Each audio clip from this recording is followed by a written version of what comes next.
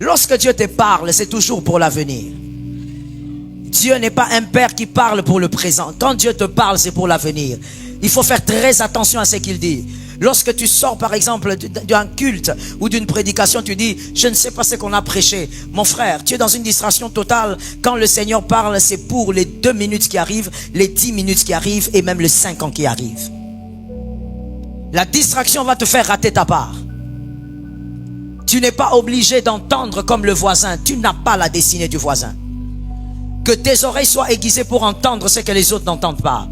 David a dit, tu parles une fois, j'entends 2 fois. Parce que moi, je ne suis pas les autres. Je ne suis pas Saül. Moi, je sais que je suis un grand roi et que je dois mourir sur le trône. Oui, les hommes qui doivent mourir sur le trône entendent Dieu différemment. Ils entendent Dieu partout. Ils ne sont pas dans la distraction. Le téléphone vous distrait. Équilibrez votre vie.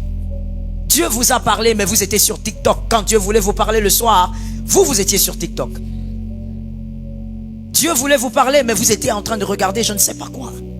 Mettez de l'ordre dans votre vie, Dieu va vous parler. La distraction éloigne l'essentiel d'une vie. Est-ce que tu peux le dire à un frère? La 3e chose qui vous empêche d'écouter Dieu, d'écouter les instructions divines, l'instabilité spirituelle. L'instabilité spirituelle. Exode 2:9. Exode 2:9. L'instabilité spirituelle. Tu ne peux pas sortir de la vallée si tu n'écoutes pas Dieu. Écoutez la volonté de Dieu afin de vivre la gloire après la vallée. L'instabilité spirituelle. Listen to me et écrivez s'il vous plaît. On peut être porté par plusieurs mères, on ne boit pas à la mamelle de toutes les mères. C'est de la sorcellerie, ça ressemble à une malédiction. On ne peut pas boire à la mamelle de toutes les mères, même si tu peux être porté par 40, 50 mères. Cette écriture l'affirme. La fille de Pharaon lui dit, apportez cet enfant et allaitez-le-moi. On parle de Moïse. Je te donnerai ton salaire. Il parle à la mère de Moïse. La femme prit l'enfant. La femme, c'est la mère de Moïse. Et l'allaita. Est-ce que la fille du Pharaon n'avait-elle pas des seins? Je pose la question à ceux qui lisent la Bible. La fille du Pharaon n'avait-elle pas des seins? Est-ce que la sœur de Moïse, Myriam, sa grande sœur, qui était déjà très grande, c'est elle d'ailleurs qui avait parlé avec la fille de Pharaon, elle avait près de 14-15 ans, n'avait-elle pas des seins? Mais on prend l'enfant, on ramène l'enfant vers la mère qui doit allaiter.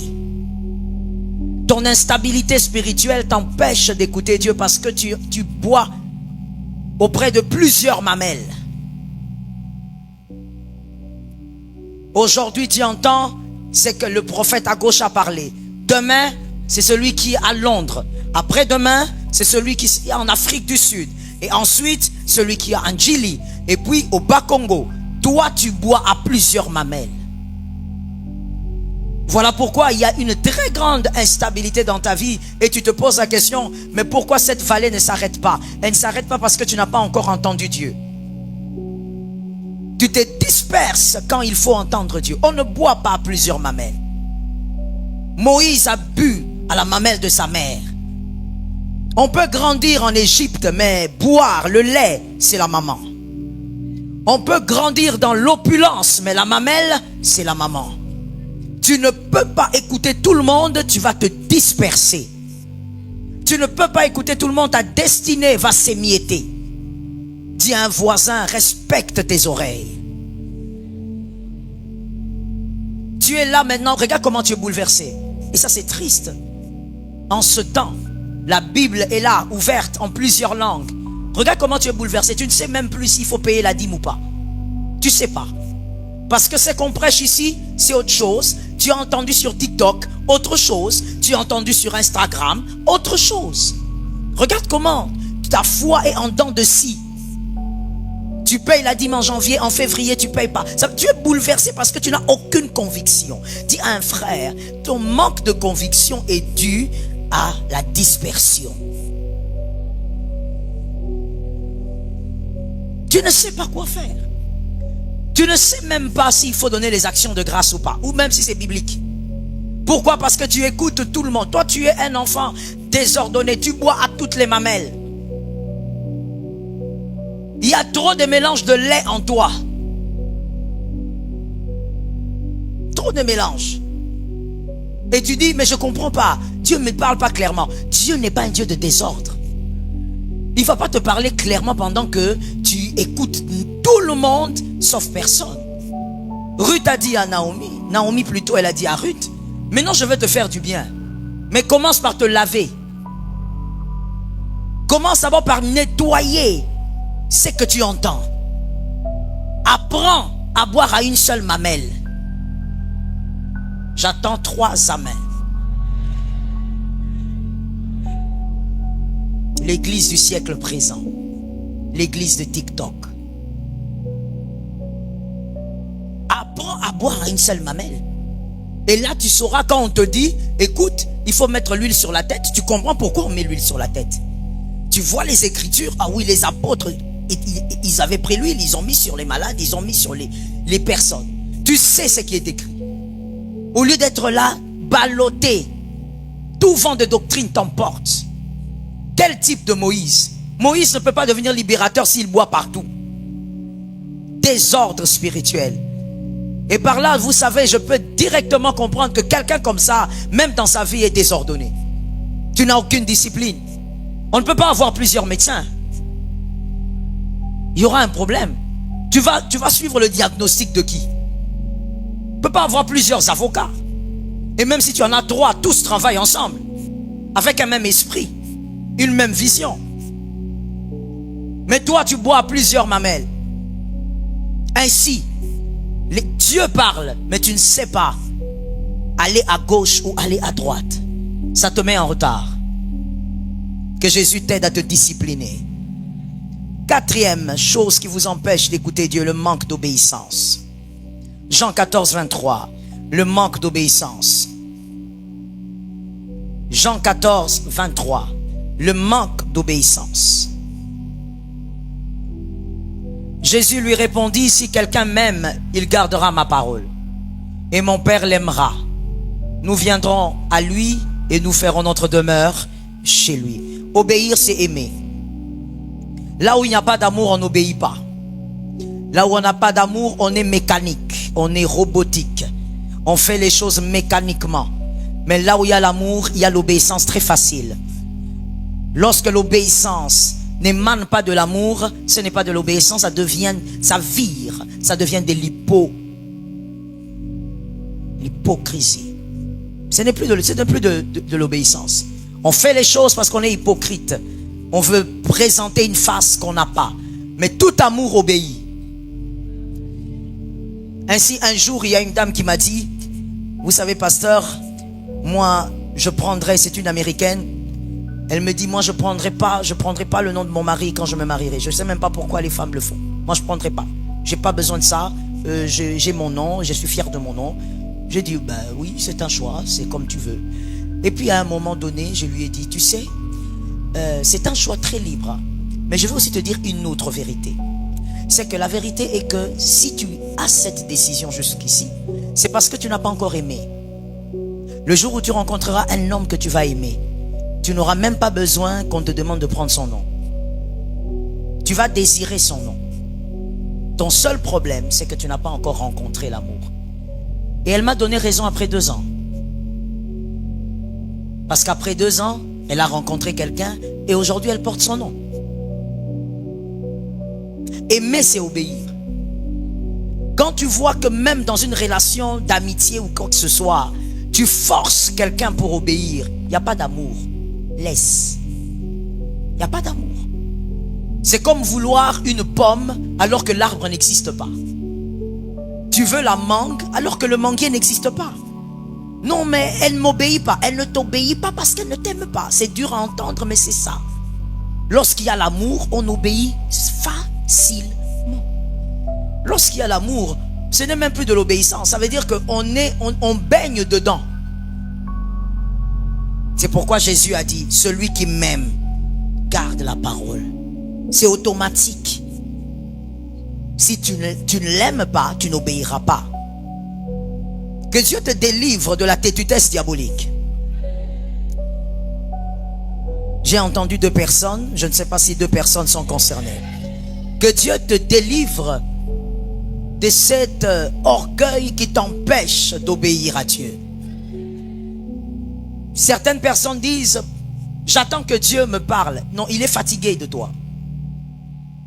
Je te choque peut-être, mais je te le dis. Il est fatigué de toi. Pourquoi? Parce qu'il t'a dit des choses jusqu'aujourd'hui, tu n'as jamais obéi. Tu veux qu'il te dise autre chose? Toi, ton obéissance, tu es toujours dans la procrastination. Je ferai demain. Qui te dit que tu auras la vie demain? J'agirai demain. Je prierai demain. Je ferai demain. Celui qui obéit, Dieu lui parle.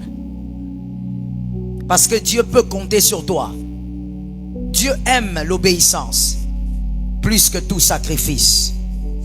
Même si tu donnais des maisons à Dieu, si tu n'es pas obéissant, tu n'as rien fait du tout. Le troisième point que nous voyons dans le verset 4 qui mène à la table dressée devant les adversaires. On a parlé d'abord, le point A c'était la marche, le B c'était la houlette et le 3 c'est le bâton. Le bâton. Car David a dit, ce sont ces choses qui me rassurent. Je sens qu'il est là à cause de ça. Et si j'honore le bâton et la houlette, je serai en face de mes adversaires bien servis. Le C, le bâton. Le bâton du berger, on précise, c'est pour frapper la brebis. Lorsque la brebis s'est méconduite, on frappe. Lorsqu'on veut dicter, lorsque le berger veut dicter sa pensée à la brebis, il frappe. Il utilise le bâton. Hébreux 12, 6. Hébreux 12, 6.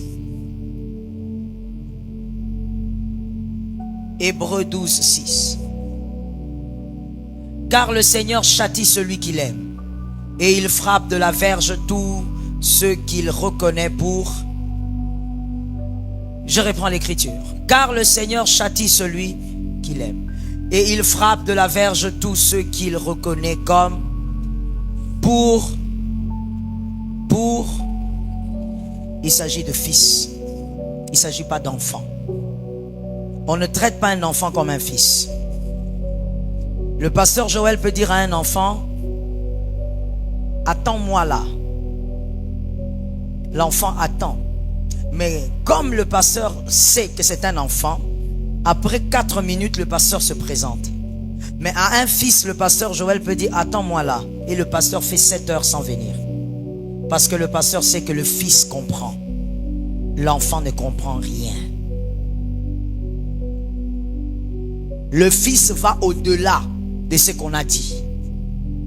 Le fils comprend même sans les excuses d'un parent.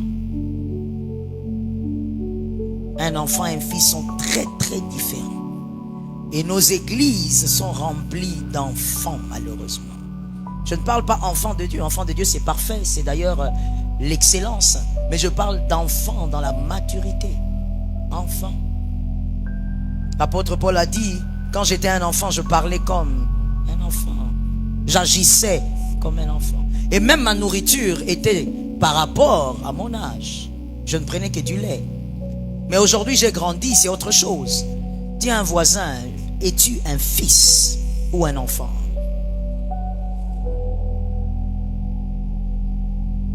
Un fils. Pourquoi est-ce qu'on ne châtie pas un enfant? Parce que l'enfant ne vous comprendra pas. L'enfant va juger votre châtiment. L'enfant peut même aller jusqu'à dire on ne m'aime pas. Voilà pourquoi l'enfant on ne châtie pas. Mais le fils, quand on châtie, il comprend que c'est par amour qu'on me châtie. J'explique ça mieux pour celui qui n'a pas compris. L'enfant quand il est châtié, il fuit. Le fils quand il est châtié, il reste. Et en tant que pasteur, j'ai vu ça bien dans mon ministère, bien même. Je sais vraiment de quoi je parle. Quand je lis certains textes bibliques en tant que mère spirituelle, je comprends ce que Jésus veut dire. L'enfant, Quand on le châtie, il fuit, il disparaît. Et il va vous dire, j'étais blessé. Il fallait que je prenne le temps pour que mes blessures guérissent. Le Fils, il reste là. Tu châties, il est là. Quand tu as fini de châtier, le Fils te pose la question. Pourquoi j'ai été châtié? Son pourquoi n'est pas pour dire tu as eu tort, mais son pourquoi c'est pour dire je veux comprendre pour qu'on vive bien. Est-ce que les hommes intelligents m'entendent ce matin? Le pourquoi du Fils c'est pour dire je veux comprendre pour que notre relation évolue bien. Ainsi, quand on voit un enfant fuir, on comprend que il n'a jamais été fils, il a toujours été enfant. À un moment donné, il faut être fils. Pourquoi on châtie un fils? Que ça soit Dieu, que ça soit les parents biologiques et même spirituels. Je pense que la pensée est la même. Pourquoi on châtie un fils? Dans fils, vous voyez qu'il y a aussi les filles dedans. On châtie un fils parce que le fils est votre suite. On veut qu'il soit meilleur que vous. On veut que le fils soit plus fort. Que le fils soit plus vigilant. Que le fils voie ce que tu n'as pas vu à son âge. On veut que le fils soit meilleur. Voilà pourquoi l'Écriture dit, le Seigneur châtie celui. Alors moi j'ai une question pour vous ce matin. Quand il dit châtie celui qu'il aime, c'est-à-dire que s'il ne châtie pas, qu'est-ce qu'il y a? Vous avez peur de dire? C'est la nouvelle alliance, hein? N'ayez pas peur. C'est ça la vérité. Le problème c'est qu'on t'a prêché la Bible comme si la Bible était bonbon sur bonbon. La Bible n'est pas bonbon sur bonbon. La Bible est juste. Il y a l'amour, il y a aussi le châtiment. Lorsque Adonai ne te châtie pas, c'est-à-dire qu'il ne compte pas sur toi. Je veux le dire bien en termes simples, il ne te calcule pas. Tu es là, tu vis, tu as la respiration, tu évolues, mais il ne te calcule pas. Là où Adonai sélectionne ses pions majeurs pour des choses puissantes dans une saison, il ne te compte pas. Il ne te prend pas. Tu n'es pas dans la liste. Mais lorsqu'il te châtie, c'est que tu es dans la liste. Il ne veut pas que dans l'avenir, les païens disent la flèche de Dieu n'a pas bien été aiguisée. Dieu n'aime pas l'échec. Il n'échoue pas. Ainsi, quand il t'a choisi, il est sévère avec toi. Parce qu'il faudrait que quand il va te lancer, que les hommes parlent par méchanceté. Mais en toi, tu es la flèche droitement aiguisée du Seigneur. Dis à ton frère, si tu es un fils, tu seras châtié.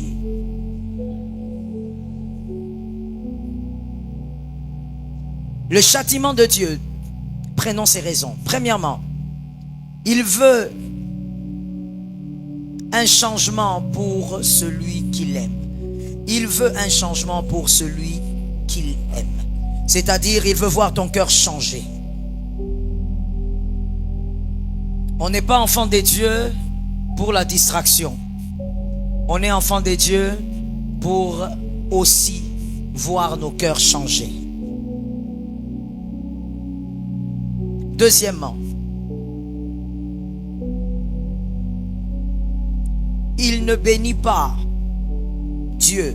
Il ne bénit pas celui dont le cœur n'évolue pas selon l'élévation voulue. Il ne bénit pas celui dont le cœur n'évolue pas selon l'élévation voulue. Pour que Dieu bénisse, ton cœur doit évoluer positivement selon l'élévation qui t'attend. Ainsi, il y a des chrétiens qui disent, pourquoi Dieu ne change pas ma vie? Pourquoi Dieu ne me bénit pas? Souvent c'est matériellement. Pourquoi Dieu ne me bénit pas? Chaque élévation requiert un cœur. Chaque élévation requiert un cœur. On ne peut pas te donner la responsabilité de diriger l'Égypte comme Joseph si tu es rancunier. Tu ne vas pas nourrir tes frères. Or, le but de Dieu, c'est de nourrir tes frères. Regarde un voisin, dis-lui, Dieu me sauve pour te sauver.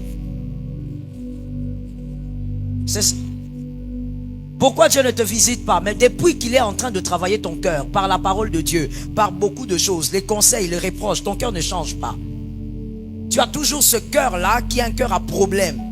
Au fait, toi, tu es content, contente quand on te dit, mais toi, ton caractère là, tu dis, oui, moi, je suis comme ça. Dieu ne peut pas visiter celui qui n'a pas un cœur qui se modèle. Ton cœur doit changer. Je reprends. Ton cœur doit changer. Localise-moi un frère, pose-lui la question. Est-ce que ton cœur est bon? Tu lui as posé la question? La réponse? C'est quoi la réponse? Il a dit quoi? Il a dit oui. Alors c'est que cette personne doit rester dans cette église même pendant 3 jours de retraite. 3 jours de retraite, tu dois rester ici, enfermé, sans que tu ne sortes même pour aller aux toilettes. C'est que vraiment ton cœur a beaucoup de problèmes. Ce sont ces genres de personnes qui ne changent pas. Ces personnes qui se croient bonnes. Ces personnes qui ont tendance à dire, moi j'ai un bon cœur. Qui t'a dit que tu as un bon cœur? C'est qui t'a dit? Ta famille? C'est qui t'a dit? Tes frères, tes amis. Le bon cœur, c'est selon la parole de Dieu. Et tu es très loin de ça. Tu ne te compares pas à tes amis ivrognes. Regarde à quoi tu te compares. Non, moi j'ai un très bon cœur. Moi d'ailleurs, je m'occupe de ma femme. Moi je connais, j'ai mon ami, lui d'ailleurs, il a abandonné sa femme. C'est lui ton exemple ou ton équilibre. Tous nous avons besoin de la transformation. Parce que nous n'avons pas des bons cœurs. Tous nous avons besoin que Jésus touche à l'intérieur. Nous sommes en février, ne finis pas ce mois avec ce type de cœur-là. Soumets-toi à la parole de Dieu, fais tomber l'orgueil. Cet amen n'est pas normal, c'est comme si Lucifer est passé. Tu dois soumettre ton cœur à la vérité. C'est pas une bonne chose. Tu dois prier en disant, Seigneur, pourquoi je n'arrive pas à abandonner ça?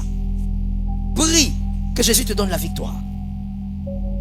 Certaines chaises que tu réclames ne réclament pas la tête, ça réclame le cœur.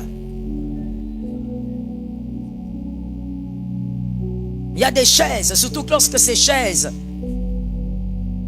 impliquent beaucoup d'hommes derrière, beaucoup de femmes derrière. Ça ne demande pas la tête, ça demande d'abord le cœur. Dieu te l'a démontré plusieurs fois dans la Bible.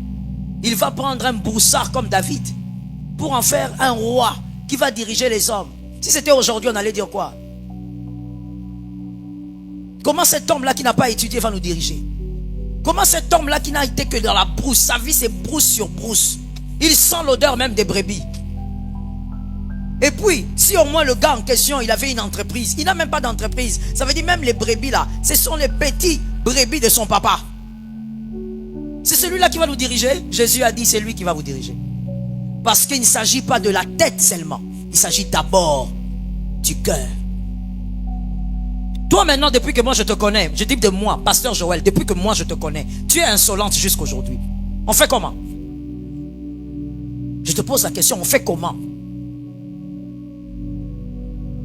Moi-même, je suis là, je te connais, je sais que tu es comme ça.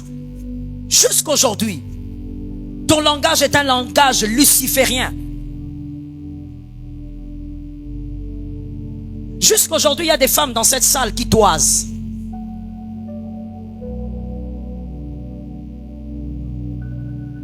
Je me suis fait comprendre ou pas? Moi, personnellement, je suis choqué par ça. Si ça ne te choque pas justement, Dieu m'a envoyé pour te parler. Jusqu'aujourd'hui, dans l'assemblée des saints, il y a des femmes qui toisent. Donc tu n'es pas encore délivré de ça. La toiserie. Qui ne sait pas ce que c'est toiser?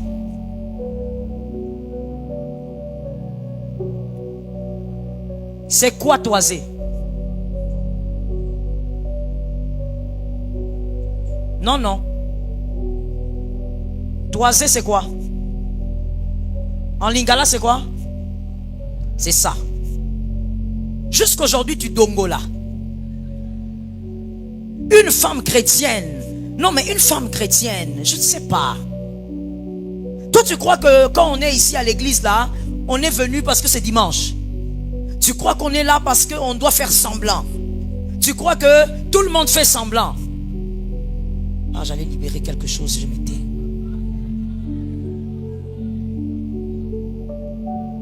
Donc tu crois qu'on est dans un jeu. Vous savez, tout le monde est hypocrite, tout le monde ment.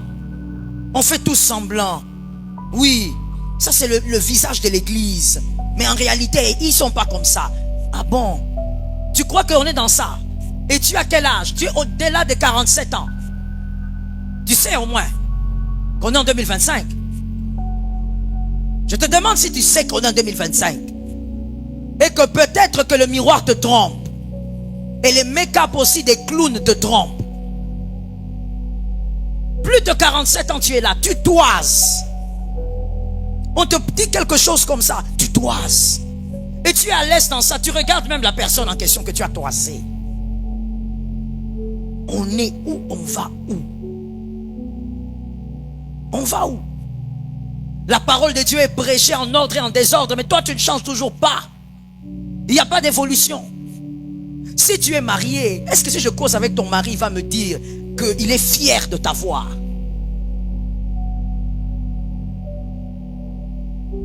Voilà. Je savais. Je suis sûr que cet homme-là, au loin, il regarde et dit, ah, le pasteur Joël, est-ce qu'elle sait avec qui elle travaille? Est-ce que si on demande à ta femme, en coulisses, ta femme peut dire, si c'était à recommencer, je prends. Heureusement que Jésus n'a pas prévu ça. Parce que Jésus savait qu'il allait créer un grand désordre sur la terre ici. Même Lucifer allait commencer à faire le roulage. S'il avait seulement donné l'opportunité que les femmes, après 7 ans de mariage, réchoisissent. Il y a des hommes qui allaient mourir célibataires. Célibataire, je ne parle pas à l'autre, je m'adresse à toi. Tu allais mourir célibataire. Pourquoi? Parce que tu ne changes pas, mais tu entends la parole de Dieu. Comment tu fais pour que la parole de Dieu ne te pince pas? Et que ça ne se limite pas à l'effervescence.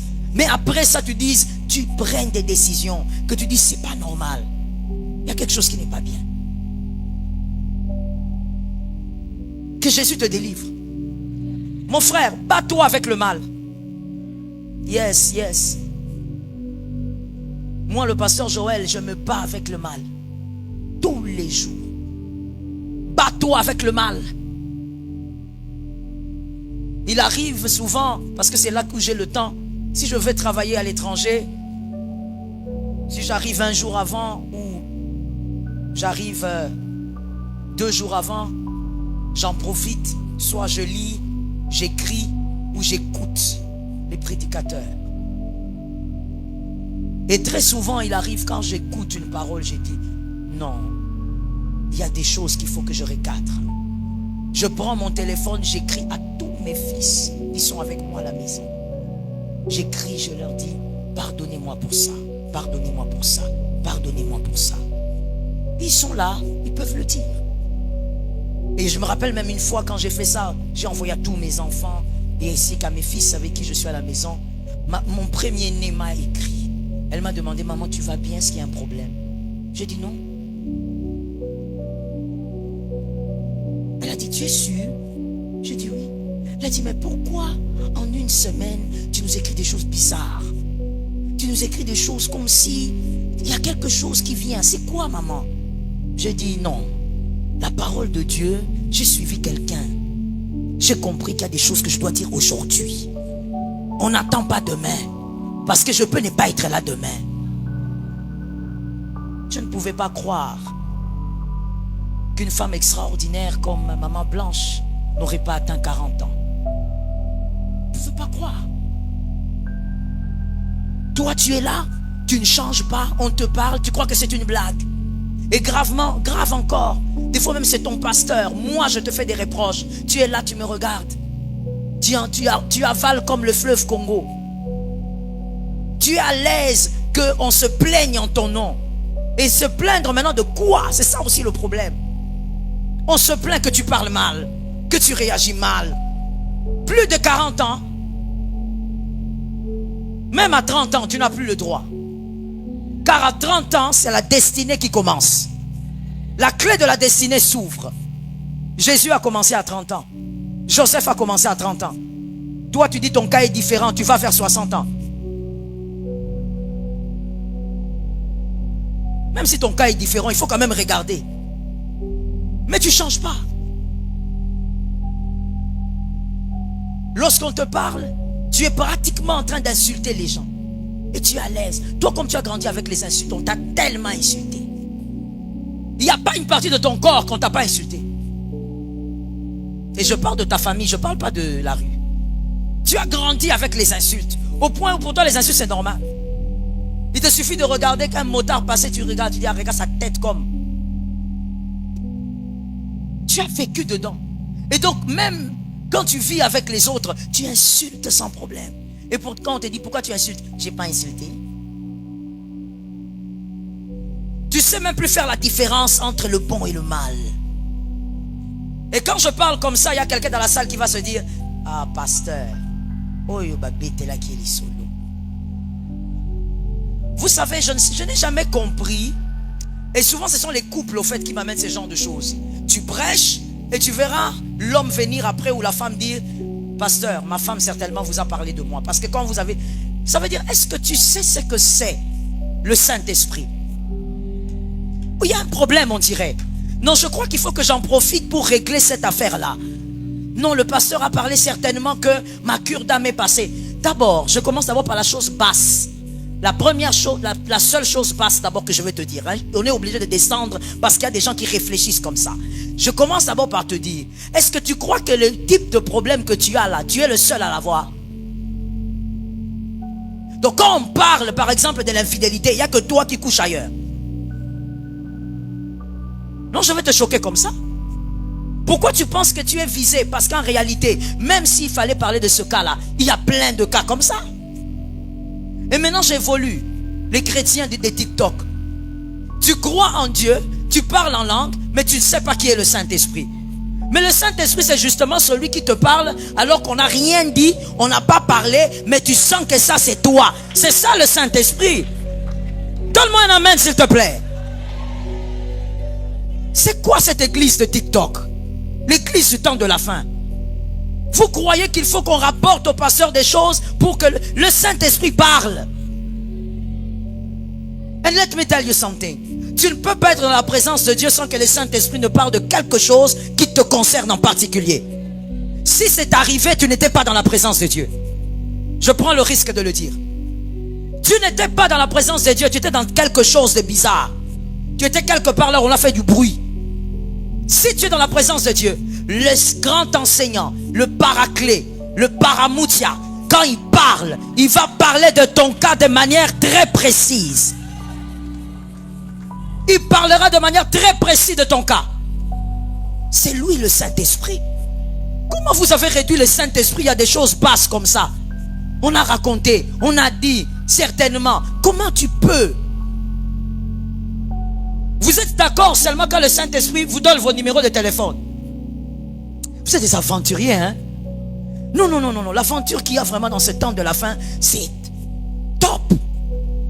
Quand le Saint-Esprit vient là, un homme de Dieu vient dire 0, 50, 60, tu es là.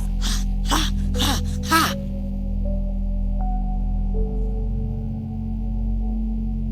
Comme si il travaille à Vodacom. Là, tu crois. Un numéro que peut-être moi je connais. Mais tu y crois parce que un homme te l'a donné. Mais tu ne crois pas lorsque on prêche et qu'on parle de ton impudicité, tu dis qu'on est venu rapporter.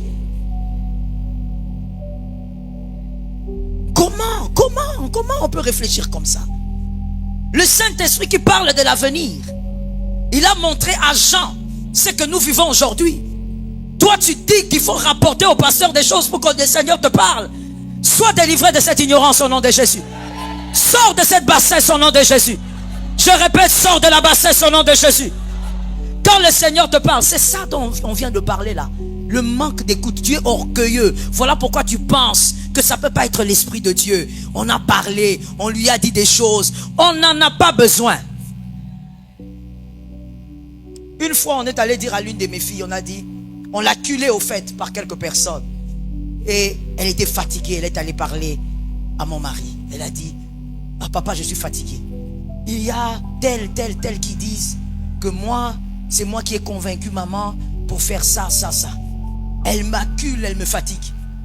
Et puis, papa qui dit, mais non, ça te fait mal. Il me dit, ça me fait mal parce que c'est pas vrai. Et à un moment donné, elle-même, elle a dit, moi, je ne comprends pas vraiment, je ne comprends pas mes soeurs. Est-ce que maman, vraiment, il y a quelqu'un qui peut la convaincre? Gloire, je t'assure que quand on m'a dit ça moi-même, je me suis remise en question. Je me suis dit, ah bon? Donc c'est ce qu'il pense. C'est-à-dire que donc toi tu crois que nous les pasteurs on est là assis sur des chaises et puis qu'il y a des gens qui nous disent des choses à l'oreille et puis nous on a l'audace sans craindre Dieu, on prend la Bible, on se met du haut de la chair et on parle. Je t'avais déjà dit et je te le dis souvent, tout le monde n'est pas voleur.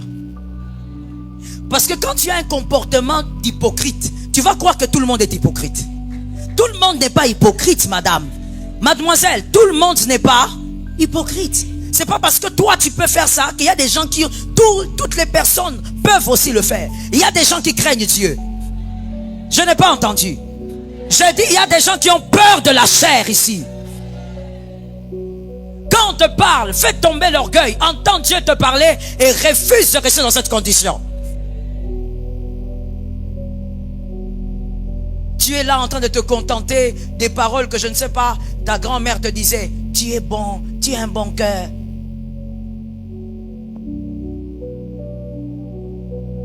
Si c'était le cas, gloire, Dieu t'aurait pris pour aller au ciel. Quand c'est fini, Dieu te prend. Parce que ici, là, en réalité, c'est le deal du ciel. Dieu te prend. Mais si Dieu te garde là, c'est qu'il sent que tu as beaucoup de problèmes. Ton cœur a beaucoup de problèmes. La vie chrétienne n'est pas une vie de semblant. On n'est pas dans un théâtre. On n'est pas dans un film. Jésus revient bientôt.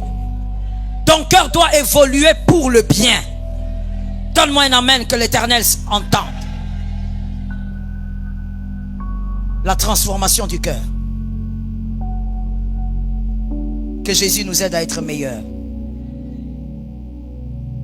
Écoute ce que je vais te dire. Face à la transformation du cœur, il y a malheureusement des lâches. J'ai décidé de les appeler comme ça. Il y a des lâches. Les lâches, voici comment ils réfléchissent. Premièrement, le lâche est celui qui ne s'améliore jamais, même quand tous les moyens sont accordés. C'est-à-dire, Dieu lui parle, les prédications sont là, il y a des personnes que Dieu a disposées pour faire des reproches, des personnes pour l'assagir, mais il ne change pas malgré que tous les moyens sont mis en œuvre pour lui. C'est un lâche. Changer requiert le courage. Tout celui qui change est courageux. Oui. Parce que pour changer, il faut avoir le courage de reconnaître que ce qu'on avait ou ce qu'on faisait était mal. C'est du courage. Mais les lâches ne changent pas. Même si on présente tout, il ne va pas changer. Deuxièmement, le lâche est celui qui aime son mal, alors que ce mal révèle l'immaturité.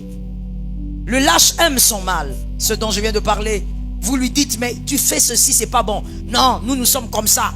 Moi, je suis comme ça. Moi, quand on m'énerve, c'est comme ça que je suis. J'arrive à des niveaux. Jusqu'aujourd'hui, tu es comme ça. Tu veux un brevet? Ce qui fait la honte des uns, malheureusement, fait la gloire des lâches. I will repeat it. Ce qui fait la honte des uns, c'est-à-dire les enfants de Dieu, ils ont honte de ça. Mais les lâches sont fiers. Moi, je ne supporte pas qu'on me parle comme ça. Parce que tu es qui? Non, allons à la conclusion. Tu es qui? Parce que Jésus, jusqu'aujourd'hui, mon Dieu, Jésus, heureusement que Jésus ne peut pas me permettre d'être Dieu pendant quelques heures. Celui qui a murmuré, je le suspendrai après ce culte. Je vous ai tous entendus. Vous serez suspendus. Heureusement que Dieu ne peut pas me donner même 2 minutes. Il me dit, sois Dieu pendant 2 minutes. J'ai fait disparaître tout. Je ne veux même pas aller. Oh non, il y a un juste. J'ai tout le monde. Disparition. Frère, jusqu'aujourd'hui, Jésus de Nazareth, il y a des gens qui l'insultent. Celui qui donne la vie, mais il voit des petits humains là, en train de l'insulter, en train de déchirer la Bible. Jésus est sur son trône. Toi, tu es qui pour qu'on ne parle pas de toi? Tu es qui pour dire, on ne peut pas me parler comme ça? On doit te parler comment? Seigneur éternel.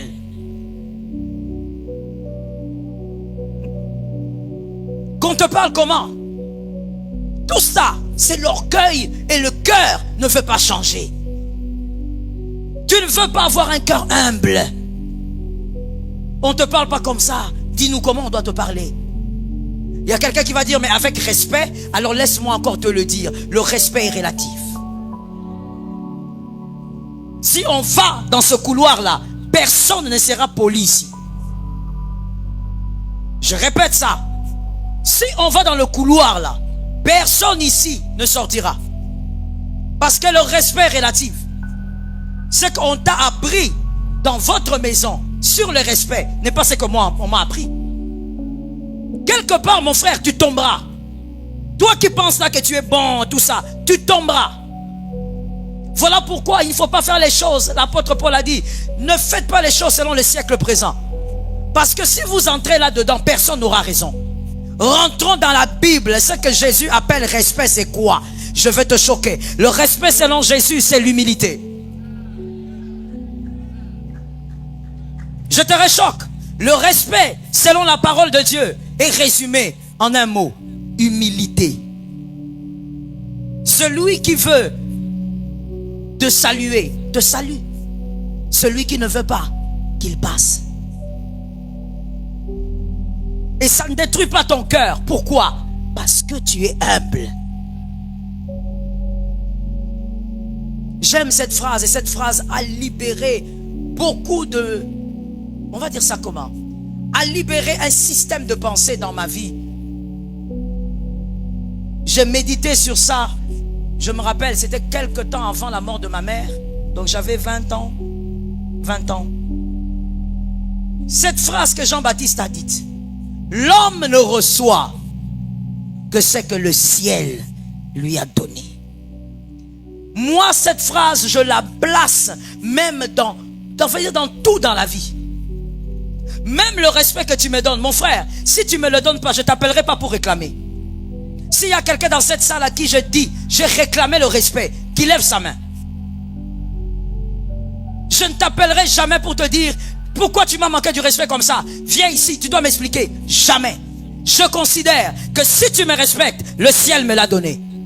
Si tu ne respectes pas, le ciel a refusé de me donner ça. Tu vas aller donner ça à quelqu'un d'autre, ce n'est pas grave.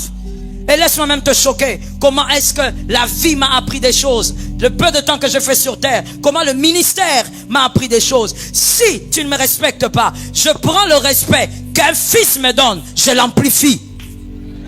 Je ne souffrirai jamais à cause de ça. Oh, et si je te vois dans un supermarché, je ne te passerai jamais. Ça, c'est d'ailleurs, c'est une mauvaise éducation. Ce n'est même pas une question d'onction. Par éducation, je ne te passerai pas. Je viendrai te saluer. Pourquoi? Parce que ce que toi, tu m'as refusé, j'amplifie ça là où on me donne déjà. Ça tombe sur celui qui veut changer au nom de Jésus. Tu me prives le respect, je prends les respects que mon fils me donne ici, j'amplifie. Ça me comble. Il n'y a pas de problème. Oh, on va se tuer pour ça. Oh non. Moi, j'ai un cœur à préserver et j'ai aussi un cœur à travailler. Faudrait pas que mon mari, en me regardant, il me dise, toi, tu t'empires. C'est le témoignage de celui qui vit avec toi qui compte. Parce qu'il y a tellement d'hypocrites. Est-ce que je parle? Est-ce que je parle? Est-ce que je parle? Il y a tellement d'hypocrites aujourd'hui. Et on ne dit pas seulement l'église. Écoute, l'église est faite de quoi? Elle est faite des gens qui vivent dans la société. Donc partout, il y a tellement d'hypocrisie en ce temps de la fin que quelqu'un peut te faire croire qu'il est tout doux, tout calme. Une fois, je crois que c'est mon mari qui avait parlé de ça à la Cité Verte. Une fois, j'étais là, un soir, venant d'un culte. J'ai mon téléphone avec moi. On avait garé quelque part. J'avais envoyé mon fils aller me prendre quelque chose. Avec mon téléphone en main, je vois un message entrer. Je regarde le message. La personne est en train de dire: fais vite, amène la clé. Ah. J'ai dit: Seigneur, il y a des gens qui n'aiment pas leur vie. J'ai regardé encore le numéro. J'ai dit: Seigneur, au Congo, la clé. Seigneur, je suis combattu, mais la clé. Pendant que je rumine, deuxième message. Toi, tu entends difficilement. Pourquoi? Je suis ici, je suis debout depuis. Marianne, tu te rappelles? Je suis debout depuis. Ramène-moi la clé. Oh. J'ai dit: mais j'ai oublié quelqu'un quelque part. Vous savez, il y a des gens qui peuvent vous rendre fou. Hein? Par et d'abord, leur éducation façon. Tu peux devenir fou. J'ai dit: mais c'est quoi cette affaire des clés? J'ai commencé à réfléchir, je tourne ma tête, je ne vois pas. Oh. Ça ne dure pas, c'est en rafale. Troisième message. C'est pour ça que quand moi je parle, tu es toujours comme ça. Tu me compliques la vie. J'ai dit: ça, c'est quelqu'un qui a oublié, qui envoie à sa copine ou bien. Vous voyez, moi j'ai pensé à ça comme ça. Que c'est un gars, peut-être l'un de mes fils ou un fidèle, qui a oublié et qui a envoyé par erreur. Et puis j'écris: c'est qui, s'il vous plaît? Réponse sans durée. Comme si les messages entrent parce qu'il regarde les téléphones. Rapidité d'écrire. Tu me poses encore la question, je suis même fatigué. J'ai dit: non, trop c'est trop. J'appelle. Je prends mon téléphone, je ne fais pas appel WhatsApp, frère, ça fait des retards. Appel normal. J'appelle, ça sonne. Deuxième fois ça sonne, il prend vite. Mais quand je te parle, j'écoute la voix, je dis: mais c'est qui? Je dis: c'est qui? Tu me demandes si c'est qui? J'ai dit: il y a des gens qui... Ah, je voyais déjà le bois de sa pendaison. Je lui pose la question, j'ai dit: toi, c'est qui? Après, finalement, c'est comme s'il s'est ressaisi. Parce qu'il comprend que la voix. Et puis il dit: excusez-moi, c'est qui? J'ai dit: oh, maintenant tu sais qu'on dit excusez-moi. D'abord, toi, tu es qui? Et quand je dis ça, tout de suite: ah, Mother. D'abord, quand on m'appelle, seulement par l'appellation, je sais situer la génération. La génération des fils. Je sais quel fils m'appelle comme ça, quel fils m'appelle. Donc je situe la génération. J'ai dit: ok, ça c'est un fils antique. J'ai commencé d'abord par là. C'est un fils ancien. Et puis je lui dis: toi, maintenant donne-moi ton nom. Ah, Mother, je suis désolé, vraiment. Je dis: donne-moi d'abord ton nom. Frère, il me donne son nom. Je dis: donc c'est toi. Maintenant tu parlais à ta copine là, c'est qui? Vous voyez là où moi je suis allé. Je dis: ta copine là, c'est qui? Tu parles comme ça et puis la clé. Vous voulez pécher aujourd'hui? C'est quoi cette affaire des clés? Qui doit t'amener la clé? Il balbutie. Je dis: mon frère, tu ne bégayes jamais, parle bien. Et finalement, il va me dire: non, maman, j'ai confondu. Je pensais que j'écrivais à ma mère. Je vous dis, le pasteur Marianne connaît. Pasteur Marianne est témoin. J'ai dit: quoi? J'ai dit: ta maman ou ta maman? Je te dis qu'il y a des gens qui peuvent vous rendre fou. J'ai posé la question: ta maman ou ta maman? Moi-même, je ne comprends pas la différence, mais je parle quand même. Je dis: tu parles à ta maman ou ta... Je dis: quelle maman? Non, ma maman, elle devait me laisser la clé. Comme je viens de l'église, elle devait me laisser la clé. Je dis: ta maman qui t'a mise au monde, celle qui a saigné pour toi, celle qui est ta mère, la mamelle qui t'a nourri. Je dis, petit, disparaît. Je dis, ton cas est difficile. Laisse-moi couper. J'ai coupé directement.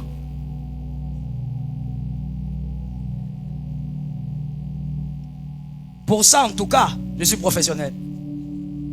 J'ai transféré directement mon mari. Il me dit, c'est quoi ces messages que tu m'envoies? Il dit, Est-ce que tu as vu la stratégie? Là, c'est la stratégie pour faire monter la colère. Si tu veux que ton mari monte en colère envers quelqu'un, il faut commencer comme ça. Tu envoies d'abord. Et puis tu dis, tu t'étonnes. Ne t'étonne pas. Ce qui s'est passé aujourd'hui. Lui, là, la colère monte. Il dit, mais dis-moi une fois pour toutes, c'est qui? Je dis, mais je t'explique. Ce message-là, il m'a envoyé à moi. Il t'a envoyé. C'est qui? Je dis, mais je t'ai dit, attends. Là, je suis en train de... Quand il va te récupérer, cendre, il n'y aura plus rien. Ni pierre sur pierre ne restera. Au finish, je lui ai dit, c'est tel fils qui a fait ça. Et c'est sa maman. Il dit non. J'ai dit, c'est sa maman. Il a récupéré le garçon. Il a dit, donc toi, c'est comme ça que tu t'adresses à ta mère. Mais vous voyez, c'est quelqu'un qui est ouvrier à l'église. Il sert à l'église, mais il ne change pas. Il n'a pas appris avec toutes ces années qu'il y a des choses qui doivent te quitter même dans ton langage. Et vous savez, moi je veux vous dire par expérience, avant de fermer cette parenthèse, par expérience pastorale, je vous assure, faites-moi simplement confiance. Vous voyez ce genre de garçon-là, généralement, il ne parlera jamais à sa femme comme ça. Ce sont généralement les types d'hommes qui épousent les femmes qui les traumatisent. Pour qu'ils disent seulement, j'ai faim. Il bégaye. Généralement, ce sont des hommes qui épousent des femmes intenables. Tu ne le verras jamais s'adresser mal à sa femme. Mais à la maman, il a joué. Comment ne pas être délivré quand tu entends la parole de Dieu? Ne connais-tu pas l'écriture qui dit honore ton père et ta mère? Que Jésus te donne la victoire. Le lâche, c'est qui fait honte aux autres, lui s'en glorifie. Troisième chose, le lâche accuse les autres pour son manque de changement. Le lâche accuse les autres pour son manque de changement. Si je ne change pas, c'est parce que lui n'est pas gentil. Le jour où elle va bien se comporter, c'est le jour où moi aussi je veux changer. Moi aussi je veux bien la traiter le jour où elle va bien se comporter. Le jour où lui va bien se comporter, c'est le jour où moi je veux changer. Donc ton changement dépend d'un autre. Tu n'es pas un homme libre. Tu n'es pas une femme libre. Je dis souvent à mes fils, même si tu rencontres un monstre, ne le deviens jamais. C'est ça la liberté. La liberté, c'est de changer. Mon frère, ton changement ne doit pas dépendre de ta femme. Non, c'est quand si elle moi, généralement, il y a des hommes qui disent ça. Mon comportement dépend de son comportement. Frère, je vais dire ça comme ça. Il n'y a pas d'intelligence dans ça, au fait. Tu es en train de nous dire que tu es esclave du comportement de ta femme. Et vice versa pour les femmes aussi. Pasteur, moi je changerai le jour où mon mari va s'améliorer. Mais tu es esclave. Tu iras au ciel seul. Le ciel est individuel. Tu n'iras pas parce que tu es marié. Le mariage n'amène pas au ciel. Je répète encore parce qu'il y a quelqu'un qui dort. Le mariage n'amène pas au ciel. Le mariage ne donne pas le visa pour le ciel. Le mariage ne va même pas, comment on va dire ça? Ne va même pas aiguiser ton dossier du ciel.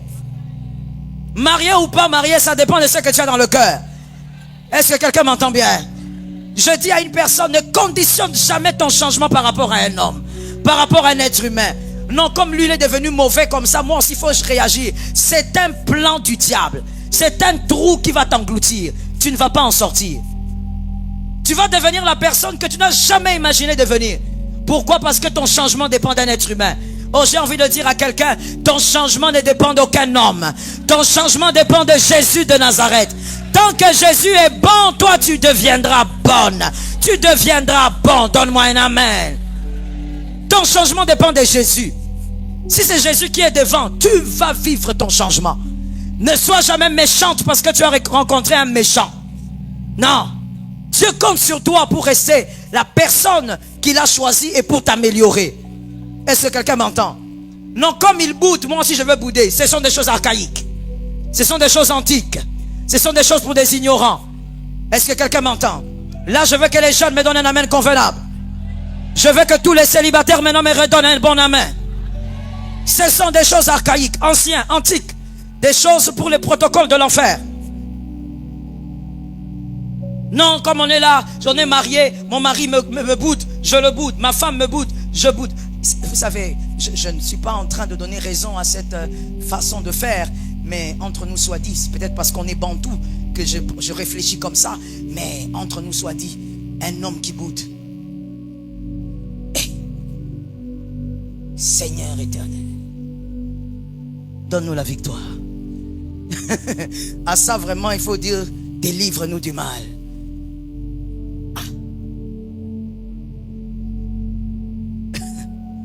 Bon, j'ai dit encore, hein, j'avoue ici du haut de la chair. Peut-être c'est à cause de mon background, peut-être parce que je suis Muntu, peut-être parce que aussi j'ai eu un père qui était, avant d'être pasteur, c'était un militaire, peut-être. Mais un homme. Ça c'est... Ça veut dire, le bout déjà n'est pas bon, mais si on veut diluer un peu, on va dire, bon, ce sont des caprices de femmes.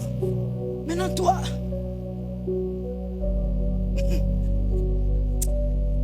Ta femme est forte, hein? Un homme qui boude. Ça veut dire c'est comme si hasard. Il y a quelque chose là que je ne vais pas libérer. Mon mari va suivre les directs là.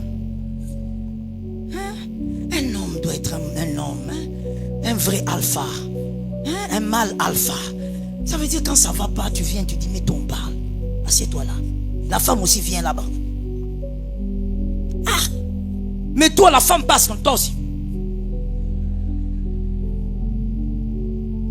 Elle passe comme ça. Là, elle fait des caprices, elle passe. Toi aussi. Elle dresse la table. Je ne mange pas. Ah, frère, qui m'obale et béba. Traduction. Les hommes ne sont plus des vrais hommes, c'est pas possible. Qu'est-ce qui se passe? Hein? Hein? Maman Sylvie, je ne sais pas. Peut-être que c'est, j'avoue, peut-être que c'est mon background qui me fait réfléchir comme ça. I don't know. Mais un homme, tu n'es pas d'accord, tu dis. Ça, je veux pas. Tu es ma femme. Bon, nous, on est bantou. Et puis, ici, c'est au Congo. Ici, c'est l'homme qui donne la dot. Right? C'est l'homme qui donne la dot. Donc tu peux même rappeler, écoute, c'est moi qui t'ai épousé. C'est pas l'inverse. Mets-toi sur cette chaise rouge là, on va parler. Et elle doit s'asseoir. Et moi je vais même te dire la vérité, une femme normale, une femme équilibrée, on va seulement dire une vraie Muntu. Parce que les autres je sais pas. Ah mais je dois pas dire ce que je ne maîtrise pas. Une vraie Muntu. Même si tu la vois là, elle boude mais dans son cœur. Dans son cœur, elle dit ça. C'est comme ça. Ça veut dire une vraie femme aime un homme alpha. Un mâle alpha. C'est pas toi, tu es là comme ça. Nous boudons tous dans la maison. Finalement, on se fatigue. Tu manges? Non. On regarde la télé? J'ai déjà dit non. Frère, on va sortir de là comment? Non, non, non. Un homme dit ce qu'il veut. Et il impose des fois ce qu'il veut. Il dit à partir d'aujourd'hui, je ne veux pas que tu te comportes comme ça. Parce que il y a ça, il y a ça, il y a ça. Ok, d'accord. On va fonctionner comme ça. Ok, d'accord. Amène-moi à manger. Frère, mais dans le monde d'aujourd'hui,